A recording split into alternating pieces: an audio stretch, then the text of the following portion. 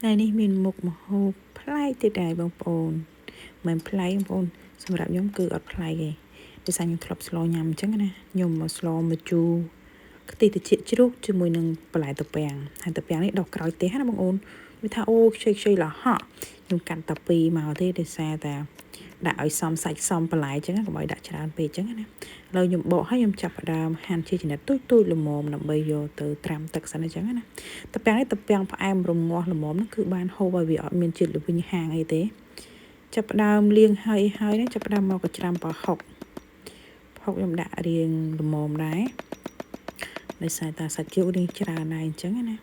តោះមកចាប់ផ្ដើមដាក់ប្រេងម្ខាក់ចូលតិចមកដើម្បីយកពណ៌វារៀងស្អាតតិចណាតោះមកចាប់ផ្ដើមដាក់ជាមួយនឹងកាពិហើយនឹងគ្រឿងដែលបានបុកហ្នឹងមាន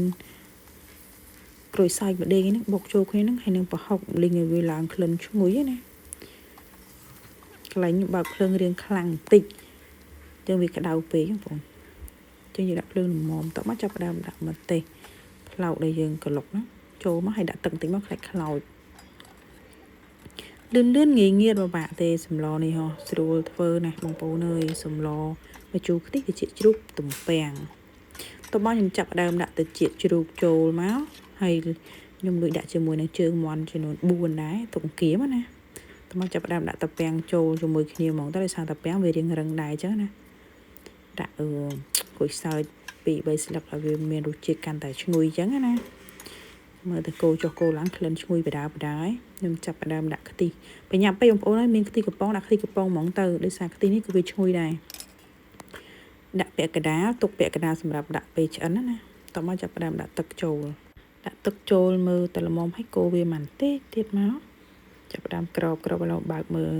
វាពុះក្រាក់ឲ្យរងាស់ប្រហែលជាចូល45នាទីបងប្អូនម្ហូបនេះឲ្យវាចូលសព្វគ្នាផុយបន្លែផុយត្រចៀកជ្រូកអីអញ្ចឹងណា